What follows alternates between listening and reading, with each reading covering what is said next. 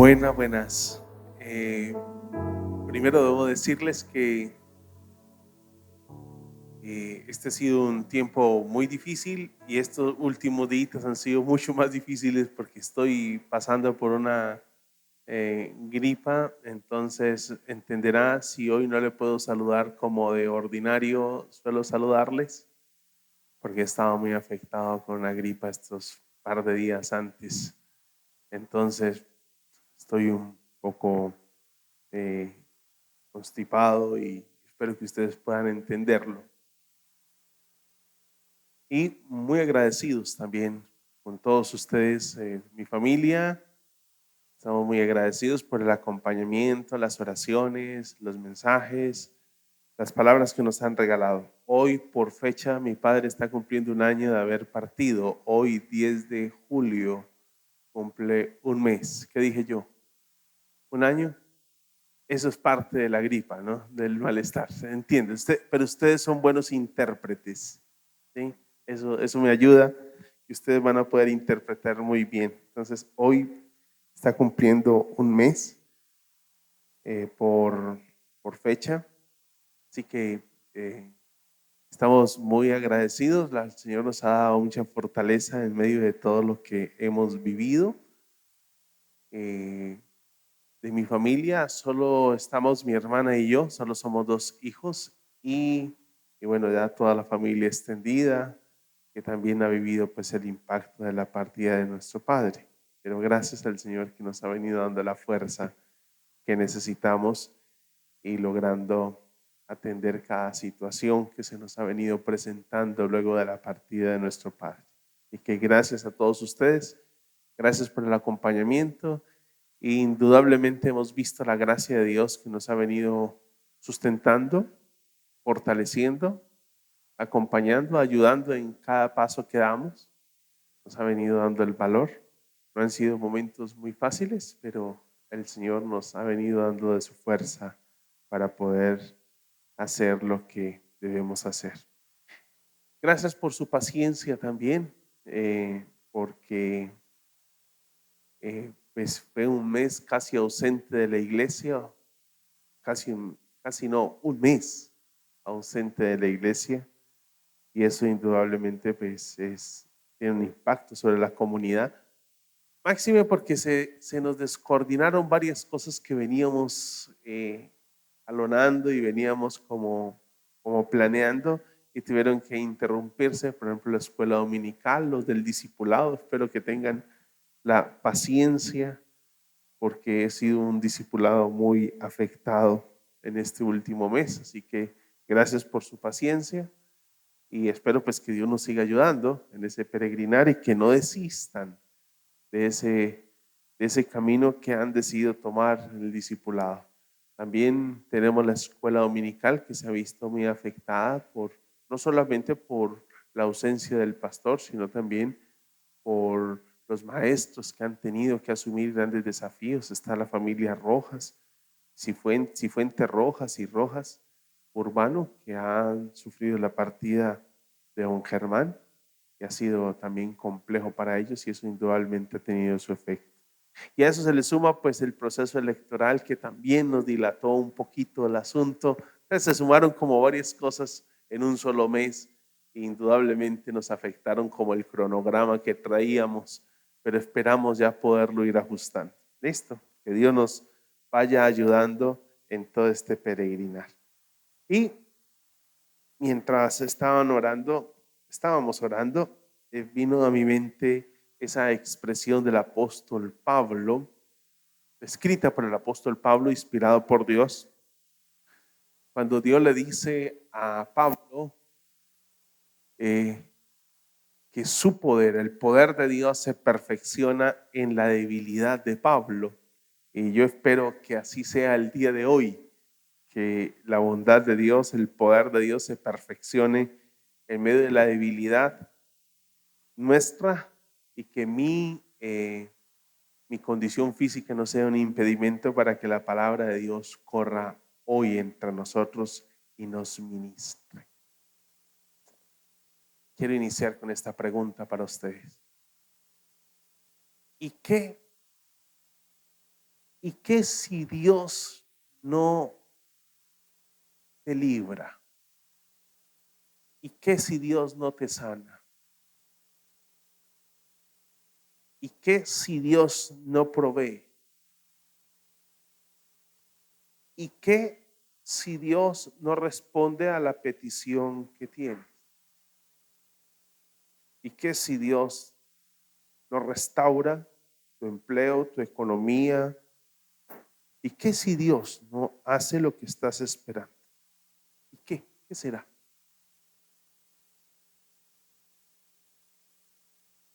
¿Qué? Creo que el libro de Daniel va enfocado a algo como un valor que se ha perdido en la sociedad contemporánea y es la lealtad. Y, y creo que valdría la pena que reflexionáramos un poco más en la lealtad como valor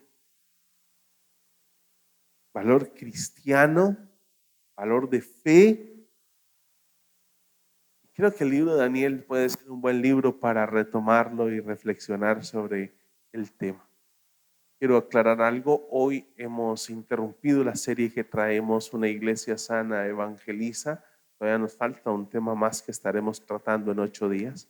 Hoy lo interrumpimos y quiero compartir con ustedes esto, que ha sido algo que he salpicado, y digo salpicado porque hace como 20 días o 20 días, sí, estuvimos en los devocionales los miércoles hablando de Daniel capítulo 1 y hoy vamos a hablar de Daniel capítulo 3 y vamos a iniciar con la pregunta que les he formulado.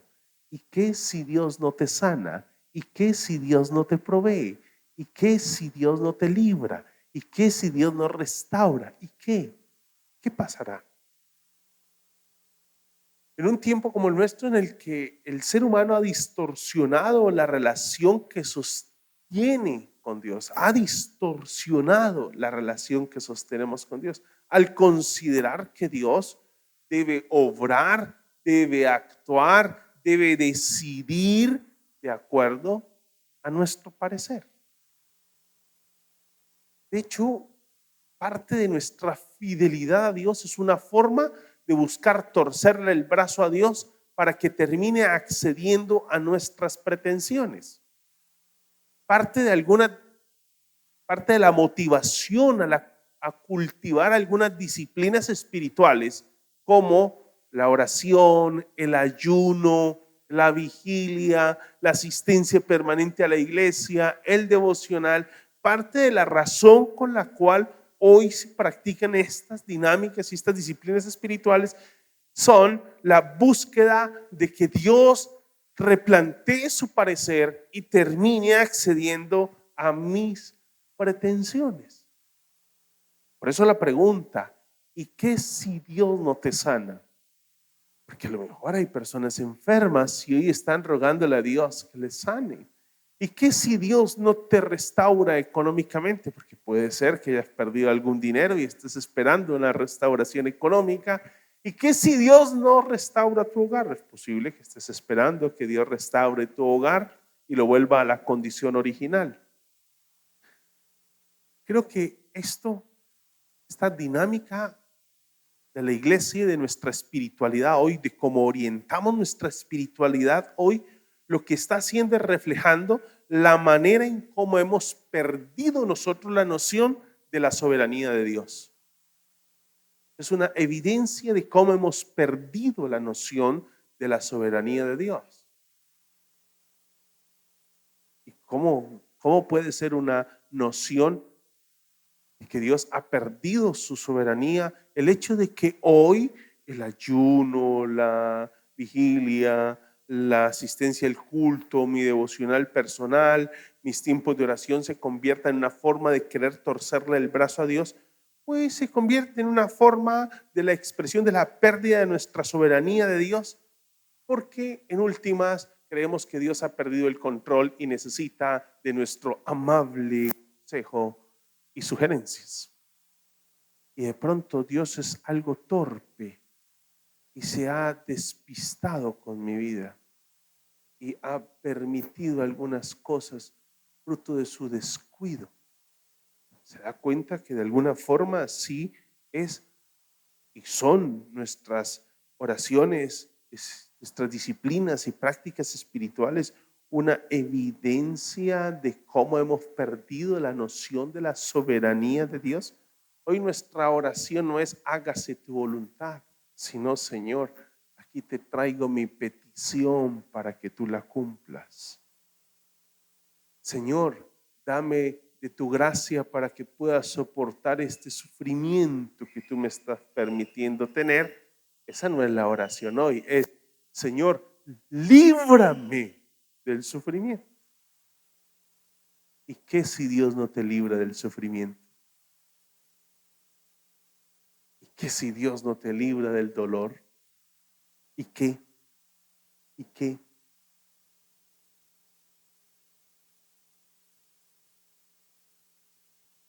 El libro de Daniel es un libro que desafía nuestra lealtad. Desafía nuestra lealtad. Desde el primer capítulo. Hoy estamos en el capítulo 3. Pero desde el primer capítulo Dios desafía nuestra lealtad.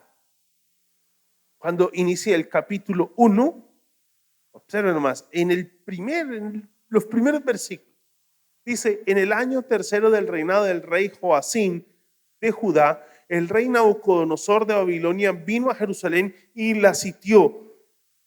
Y mire pues, qué cosa. Y el Señor permitió. Ahí no trate usted de colocarle otra expresión al tema. El Señor permitió. Ahí usted no me puede decir, no es que el diablo estaba de por medio, ese diablo que es puerco. Usted no sabe que el diablo es puerco y se nos mete en todo lo que nosotros queremos y ahí está el diablo. No, el versículo es muy claro. El Señor permitió que Joacim cayera en manos de Nabucodonosor. El Señor permitió, como el Señor permitió que usted y yo cayéramos en algún tipo de enfermedad, como el Señor ha permitido que usted y yo caigamos en una situación económica difícil, que usted y yo caigamos en situaciones adversas que nos han afectado, como el Señor ha permitido todo lo que ocurre a nuestro alrededor, porque nada ha escapado de su soberanía. De manera que como nada ha escapado de su soberanía, el Señor ha permitido. El Señor permitió. La Nueva Biblia de las Américas lo dice de esta manera: el Señor entregó en sus manos. Esa expresión me parece que es aún más fuerte que permitir, porque entregar es como que los puso ahí. Permitir es como levantar la mano para que otro venga y haga lo que quiera. Pero cuando dice que entregó, es como si el Señor no solamente hubiera quitado la mano, sino que los hubiera llevado. Hubiera tomado su pueblo y los hubiera arrastrado para que otro hiciera lo que no queremos que ocurra. Creo que aquí es muy clara la expresión permitir, entregó. Nos está dando la idea de que el Señor es quien está obrando en medio de esta situación. Y todavía esto se enriquece más cuando usted lee el libro de Daniel a la luz, por ejemplo, de profetas como Isaías, a la luz de profetas como Jeremías, donde usted se da cuenta que el Señor ya les había advertido. De hecho, el Señor les dice: ustedes irán a Babilonia por 70 años y en 70 años yo los voy a liberar. 70 años. Los voy a liberar. El Señor permitió. ¿Y por qué desafía este libro de Daniel nuestra lealtad? ¿Por qué nos desafía a la lealtad? Porque a pesar de que el Señor permitió, recuerda la pregunta, ¿y qué si el Señor no me sana? ¿Y qué si el Señor no me libera? ¿Y qué si el Señor no hace lo que yo quiero? ¿Y qué si el Señor no responde satisfactoriamente a la petición que tienes? ¿Y qué si el Señor no obra como estás pensando? ¿Y qué si el Señor no actúa como quieres? ¿Y qué? A la luz del libro de Daniel es firme, pero no como la gelatina, porque esa es la Pareciera ser que esa es la contundencia de la iglesia de hoy, firme como la gelatina. No, no. Cuando observas el libro de Daniel, te das cuenta que a pesar de ellos entender que fue Dios quien permitió, ellos deciden permanecer leales al Señor, con todo y el riesgo que eso representa. Solo basta iniciar a leer el capítulo 1 para usted darse cuenta. Estamos en el capítulo 3, que es el texto que vamos a leer. La reflexión del capítulo 1 la encuentro en el devocional hace como unos 20 días atrás, es donde tenemos una reflexión sobre Daniel capítulo 1. Y lo que dice Daniel capítulo 3, ya lo leíamos al inicio del culto, capítulo 3, versículo 13 al 18. Allí nos va a narrar cómo en el capítulo 3, si lo lees desde el primer versículo, Nabucodonosor manda a construir una estatua. Allí están las características y va a dar una orden. Hay un edicto de parte del rey que una vez suenen los instrumentos, todos caigan postrados ante la estatua, ¿sí? Y hay unos que están allí queriendo acusar a los judíos. Usted pensaría, ese es el diablo. Recuerde, el Señor permitió.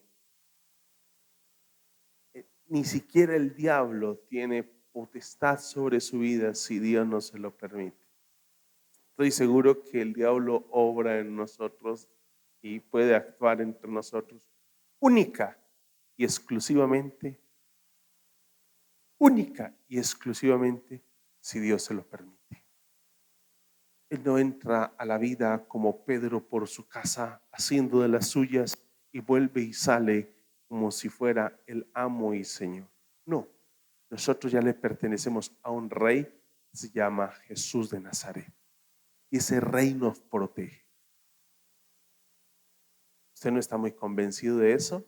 Yo le invito para que se lea el Nuevo Testamento, un libro como Colosenses le puede ayudar un poquito.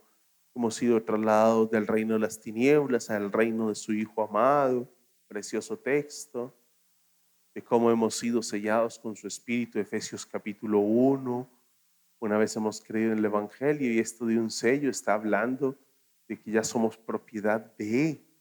Entonces, no hay de qué dudar. Es más, el Señor es el soberano de la creación, nos va a dejar muy claro en Efesios que antes de la fundación del mundo, Él ya nos había hecho suyos y nos había declarado suyos. Esa es la soberanía del Señor Todopoderoso que tenemos hoy aquí enfrente nuestro. Y Daniel capítulo 3, versículo 13 al 18, está ahí esa acusación de algunos que estaban allí mirando, prestando atención quién nos doblegaba y querían aprovechar este momento para acusar a los judíos. Y en esa acusación a los judíos, lo que hace entonces es hacer un señalamiento a los tres amigos de Daniel, ¿sí?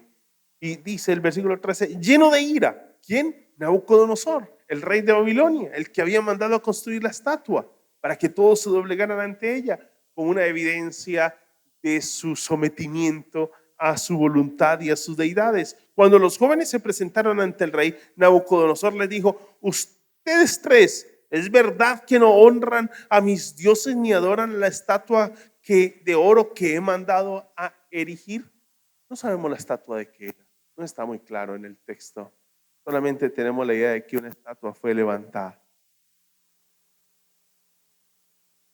Pero viene la pregunta de Nabucodonosor, un hombre soberbio, todo lo que usted quiera, todos los calificativos negativos que podamos recoger seguramente están bien para describir quién era ese rey que estaba hablando allí. Y dice, en cuanto escuchen, le dice Nabucodonosor, los instrumentos musicales, más les vale que se inclinen. Escuche bien la soberbia de este tipo, ¿sí? Más les vale que se inclinen ante la estatua que les he mandado hacer y que la adoren. De lo contrario, serán lanzados de inmediato al horno en llamas y no habrá Dios capaz de librarlos de mis manos. ¿Sabes por qué Nabucodonosor decía eso? Además de su soberbia, de su arrogancia, de su tiranía. ¿Por qué razón decía eso? Pues porque él se creía y consideraba, tenía el concepto de que era el amo y señor sobre todas las cosas. ¿Por qué creía que era amo y señor sobre todas las cosas? Pues porque ya había subyugado a los judíos. ¿Y cómo? Claro, no los tomó presos y los llevó a Babilonia. Allí el capítulo 1 nos lo deja muy claro. Los tomó y los llevó a Babilonia. Allí los asedió. Versículo 2, el Señor permitió que Joacín cayera en manos de Nabucodonosor. Junto con él cayeron en sus manos algunos de los utensilios del templo, los cuales Nabucodonosor llevó a Babilonia y los puso en el tesoro del templo a sus dioses. ¿Qué significa eso?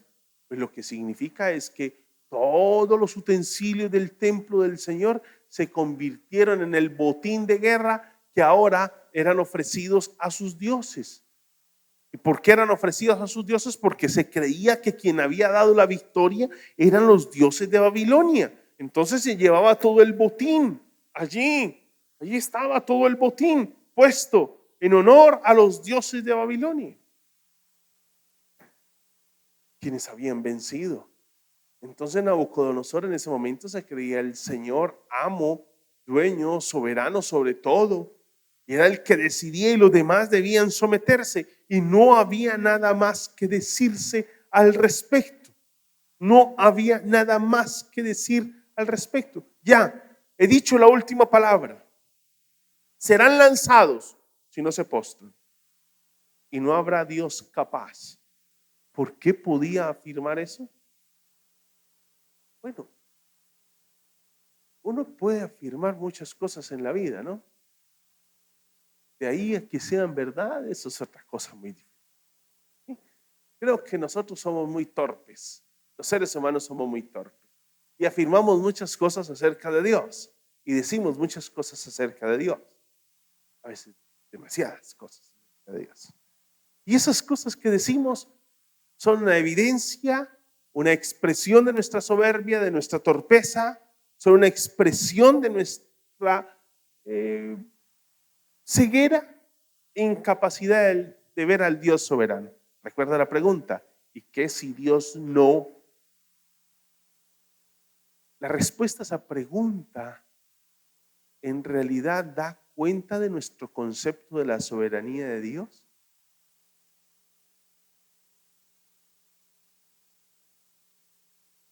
Si Dios no me sana, ¿será que Dios seguirá siendo el centro de mi adoración?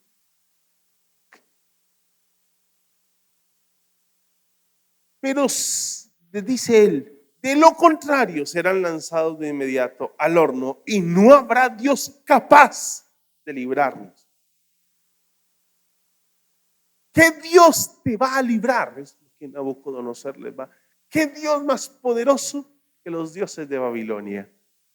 Muy posiblemente hasta el mismo Nabucodonosor fuera una deidad y algunos reyes en los pueblos antiguos eran considerados la encarnación de algún dios y muy posiblemente Nabucodonosor era considerado un dios.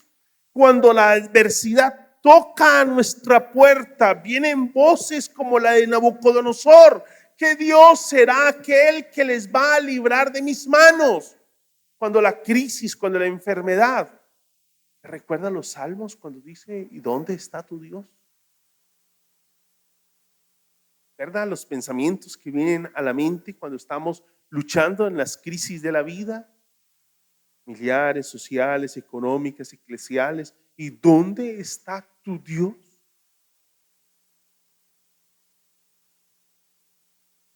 Recuerda a Job, por ejemplo. Sí, esa lucha de Job en sus primeros capítulos. Lea los 3 primeros capítulos de Job para que observe la lucha que tiene él allí con la tensión que se genera con su esposa, la que dice, todavía, más bien muérete.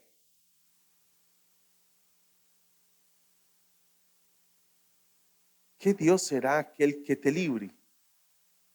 Algunas de esas voces son voces de burla, otras son de acusación, otras son un acto de soberbia de nuestros enemigos, de nuestros adversarios, que se consideran plenipotenciarios. Y es que la crisis, la enfermedad, las situaciones adversas en algún momento como que cobran personalidad y se vuelven una voz dentro de nosotros con un poder plenipotenciario que nadie parece poder detenerlas. Pero estos tres hombres tenían su seguridad puesta en Dios. Lo cierto es que ellos no sabían qué iba a pasar. Ellos no lo tenían claro, pero podían tener la confianza en que su vida estaba en las manos de Dios. La razón de su confianza está en la expresión que ellos van a lanzar. No es necesario que te respondamos, versículo 16, no hace falta que nos defendamos ante su majestad. ¿Qué tal? Además de ahora ser súbditos, resultaron estos como alzados. Pero lo cierto es que ellos desde el primer capítulo nos vienen hablando que cuando se trata de la lealtad, ellos estarían dispuestos a servirle a Nabucodonosor. Ellos estarían dispuestos a ser parte de la corte de Nabucodonosor. No se niegan a eso. Ellos estarían dispuestos a aprender de todo lo que se necesita aprender dentro de la dinámica del pueblo. Ellos están dispuestos a todo esto. Pero cuando se toca la lealtad a Dios, ellos no están dispuestos a moverse un ápice, la más mínima medida. No están dispuestos. No se niegan a servirle a Nabucodonosor. Leas el primer capítulo y se dará cuenta. No se niegan a aprender de todo el conocimiento, de todo lo que se requiere para poder servir en la corte de Nabucodonosor. No se niegan a eso, pero cuando se trata de lealtad a Dios, no se mueven el más mínimo y sentido, grado, medida, la más mínima medida del punto donde se encuentra. Y eso es sorprendente. Eso desafía la fe de nuestro tiempo. Una fe que con tanta ligereza se desplaza los grados que sean necesarios con tal de ajustarnos a las nuevas condiciones. Donde se está dispuesto a abandonar lo que haya que abandonar con tal de no recibir ningún improperio, tensión, de no generar tensión con el medio. Estos tres hombres tenían su seguridad en Dios y no sabían, y aunque no sabían lo que iba a acontecer, podían tener la confianza de que su vida estaba en las manos de Dios. Por eso dicen, no hace falta que nos defendamos ante su majestad. Así lo responden en el versículo 16. Ante el desafío de Nabucodonosor, no habrá Dios capaz, dice Nabucodonosor, de librarlo de mis manos. Y ellos le dicen, no hace falta, no hace falta que nosotros te demos respuesta. No. ¿Por qué no hace falta que nosotros te demos respuesta? ¿Por qué no entrar en un debate? ¿Por qué no entrar en un debate? En una tensión. ¿Por qué esa contundencia? La soberbia de Nabucodonosor estaba encegueciendo a Nabucodonosor. De hecho, ustedes recordarán lo que él va a vivir unos capítulos más adelante, de lo cual estuvimos reflexionando hace un par de años atrás.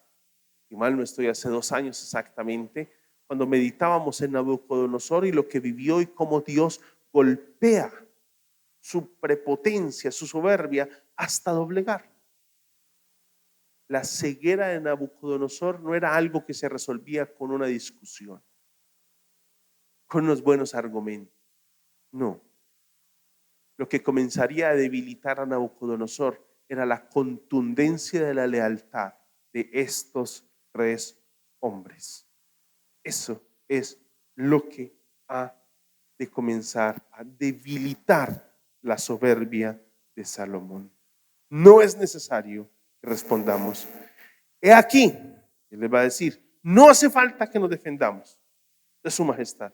Si se nos arroja al horno en llamas, el Dios al que servimos puede librarnos del horno y de las manos de su majestad. Pero aún si nuestro Dios no lo hace así, sepa usted que no honraremos a sus dioses ni adoraremos a su estrella. Esto es una lección de lealtad, de fidelidad, de contundencia, de confianza. Servicio en este marco, en lo que nos dice acá, nos está planteando acá el texto.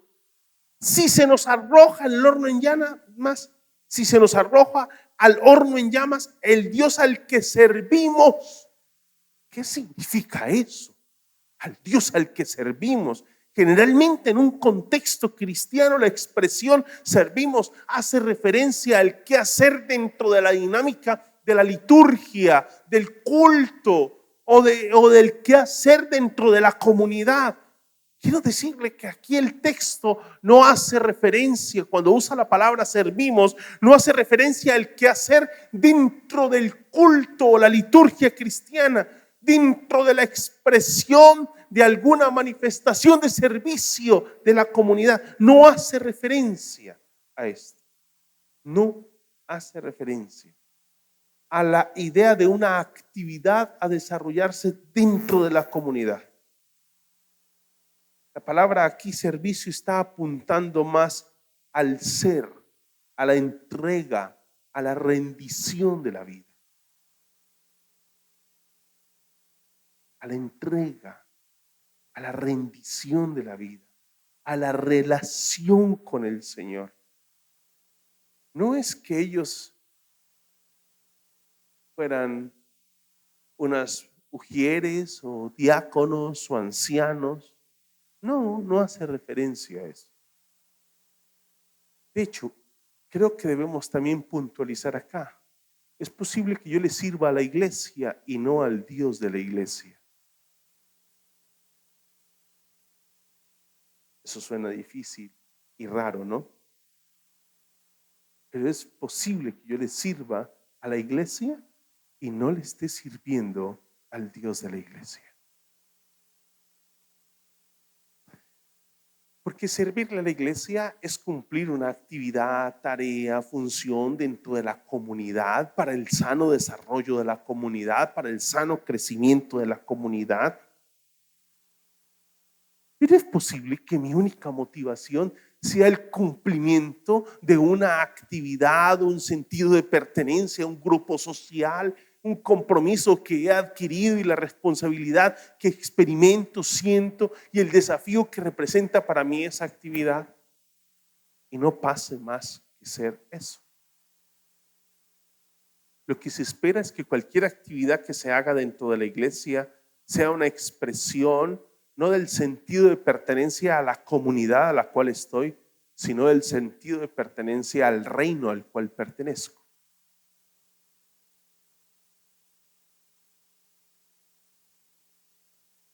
Por eso la palabra servicio acá no está hablando de una actividad. De hecho, la iglesia la tuvieron que cerrar. ¿Sabía usted eso? Porque vino un nuevo imperio y le cerró la iglesia. Y no solo le cerró la iglesia, sino que cogió todas las bancas, el reclinatorio, el púlpito, la Biblia y todos los utensilios del templo, los cogió y los llevó a otro lugar. Ya no había iglesia abierta, de manera que ya no había actividad para realizar. Aquí lo que se está describiendo entonces no son funciones dentro de una organización eclesial. Está señalando y nos está a nosotros dando un norte. Está señalando la relación con Dios y cuáles son los términos de esa relación con el Señor. Una relación de Dios como Señor, amo, dueño. Una relación del Señor como pastor y ellos como ovejas. Una relación en las que ellos eran siervos y el Señor era su Señor.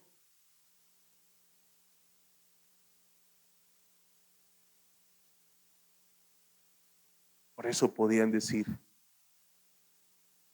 y si no nos salva, nuestro Señor sabe por qué. Porque entendían quién era el Señor en la relación. Es que el Señor en la relación no eran ellos tres. El Señor en la relación estaba muy bien ubicado.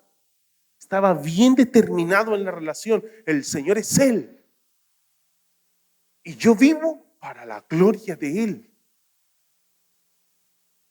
Es esta relación lo que llena de seguridad a estos tres hombres. Es esa relación la que llena de una profunda seguridad a esos tres hombres. Es lo que hoy está llenando y puede llenar tu vida de seguridad. Hoy tienes la seguridad de que Dios está a tu lado porque estás en este lugar, porque estás en el día del culto hoy participando, o porque te comportaste bien durante esta semana, o hemos venido a participar del culto y de esta forma estamos garantizando de que efectivamente hoy Dios está con nosotros. O la seguridad parte de quién es Dios y no de lo que yo estoy haciendo.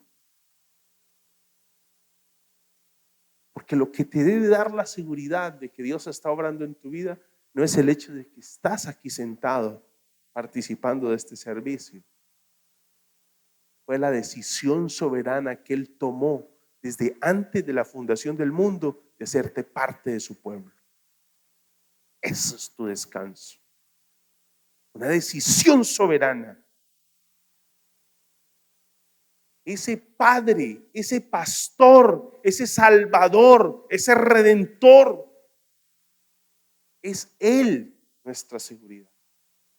Cuando nuestra seguridad radica en lo que nosotros hacemos, ahí estamos en serios aprietos.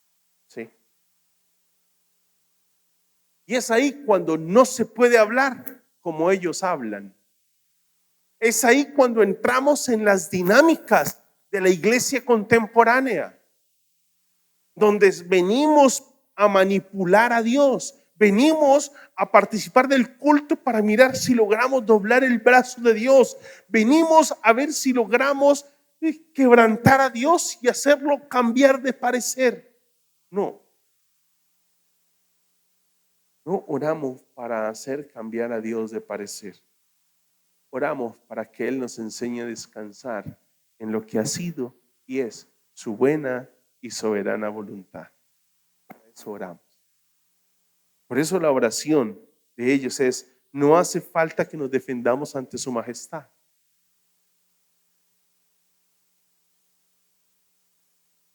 No hubiera sido correcto que ellos abrieran el libro del Antiguo Testamento y dijeran: mire, su majestad, es que a nosotros desde niños nos enseñaron que nosotros no debíamos postrarnos ante ninguna estatua. No, esa no era la razón por la que ellos no se estaban postrando, porque sus padres no son los culpables de que ellos no se estuvieran postrando. Porque en el momento que ellos digan: es que no lo hicimos porque nuestros padres nos enseñaron eso, serían sus padres los responsables. No, nosotros no tenemos nada que explicarte a ti, Nabucodonosor. No tienes razón. No hay razón para explicarte a ti nada.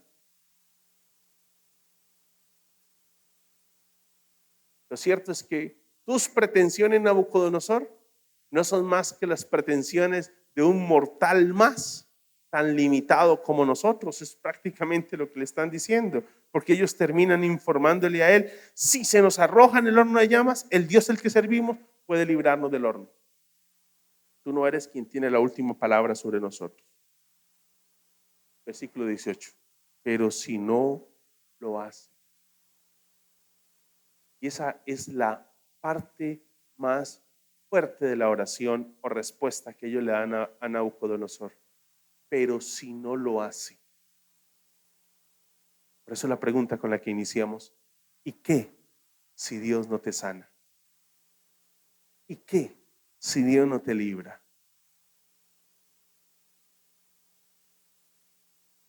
¿Y qué si Dios no restaura tu economía? ¿Y qué si el dólar sigue subiendo y nuestras economías siguen poniéndose más difíciles? ¿Y qué si la canasta familiar sigue subiendo de precio?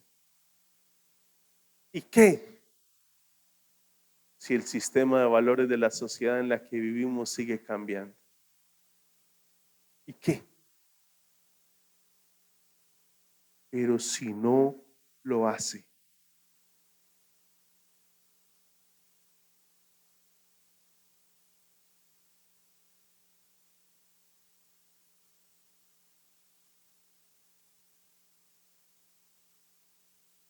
Creo que nosotros estamos constantemente pensando que Dios tiene una responsabilidad con nosotros y nosotros tenemos unos derechos. Y estamos constantemente pasándole cuentas de cobro a Dios. ¿Sí? Constantemente. Cuentas de cobro. ¿Sí? Es posible que el culto hoy sea una cuenta de cobro. Señor, hoy vine porque necesito una bendición esta semana. Cuenta de cobro. Aquí te dejo la cuenta de cobro. Espero que la cumplas. Y te la dejo. Y ya. Vine el culto presente. Es más, así el pastor tenga gripa, le voy a dar un abrazo para que sepa lo arriesgado que soy. Sí. Porque voy a pagar todo lo que sea necesario. Aquí te traigo la cuenta de cobro. Creo que nuestra razón de la buena conducta no debería ser el pensar en cuentas de cobro. ¿Sí? Más bien creo que nosotros deberíamos estar pensando en los deberes que tenemos para un Dios que nunca nos ha fallado y que siempre ha sido fiel a nosotros. Cuando somos un pueblo completamente infiel a Dios, de pensamiento, de palabra, de obra y omisión, hemos sido infieles al Señor.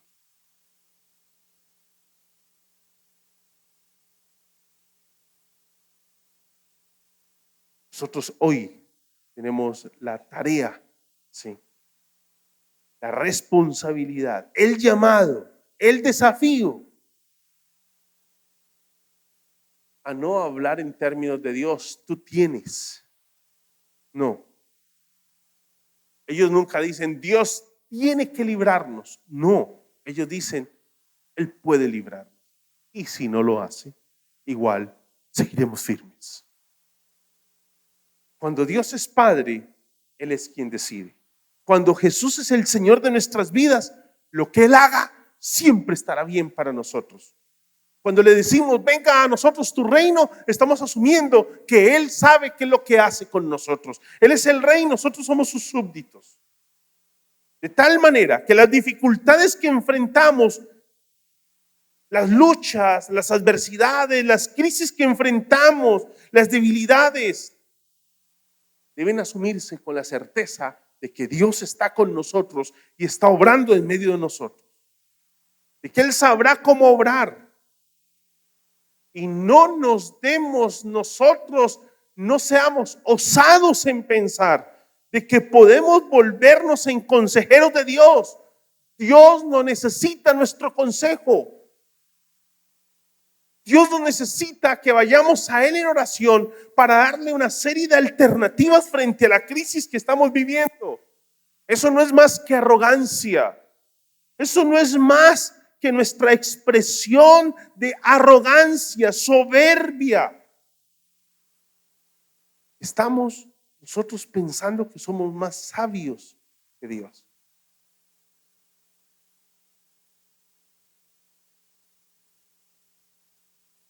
Y eso en algunas oportunidades nos lleva a subir el tono en nuestras conversaciones con Dios.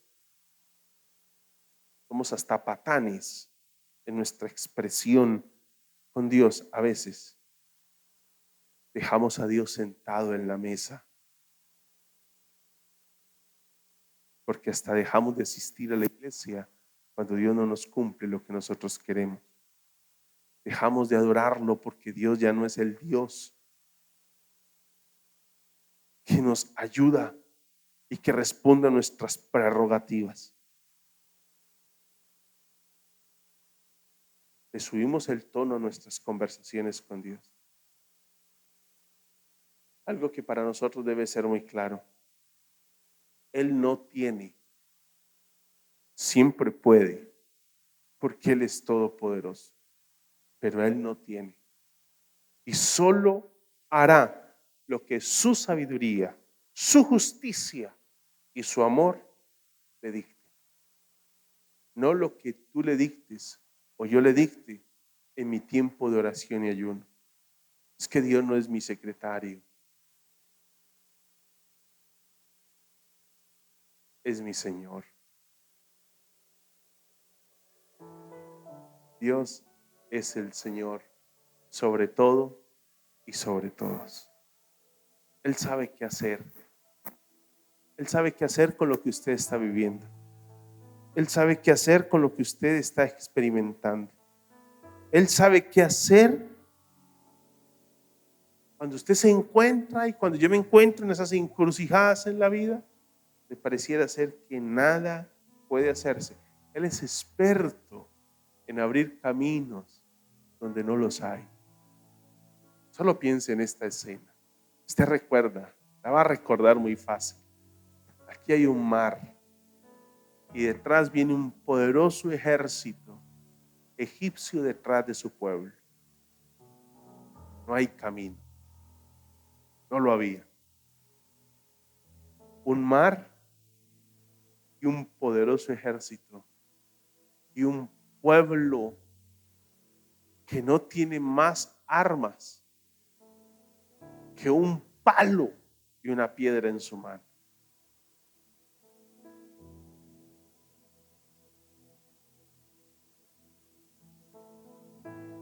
Y Dios le dice, toca, se abrirá. Dios es experto en abrir caminos donde no los hay. Pero ¿y si no los abre? No te estoy prometiendo que los va a abrir. Lo que te estoy asegurando es que si no los abre, Él sabe por qué no los abre. Descansa en Dios. Él sabe por qué no se abren. No hay más que decir al respecto. Dios nunca se retrasa. Nosotros somos los incumplidos. Si podemos hablar de una descripción de la precisión de Dios, es que se dice que los ingleses son muy puntuales. Permítame decirles que Dios es más que un inglés. Nunca llega a destiempo. ¿Sabes por qué nunca llega a destiempo? Porque siempre está ahí. Por eso nunca llega a destiempo, porque siempre está ahí. Ante eso, ¿qué es lo que debemos hacer? Seamos siervos de Dios. Vive tu vida para el Señor. Piensa para Dios. Habla para Dios. Camina para Dios. Administra tu vida para Dios. Ríndele tu vida al Señor. Descansa en el Señor. Y recuerda, no le rindes tu vida al Señor esperando que Él te bendiga. Ríndele tu vida al Señor porque Él sabe cómo bendecirte. Él sabe cómo hacerlo. Incline su rostro.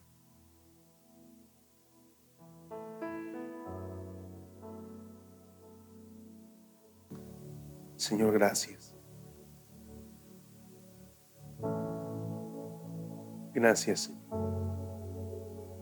Qué precioso cuidado el tuyo para con nosotros.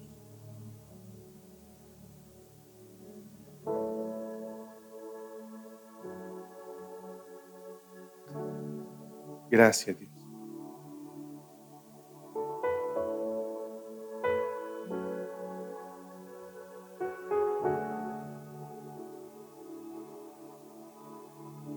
Le invito para que hable con el Señor y estando a solas con Dios, medite en Él. ¿Qué es lo que el Señor está llamando hoy a hacer?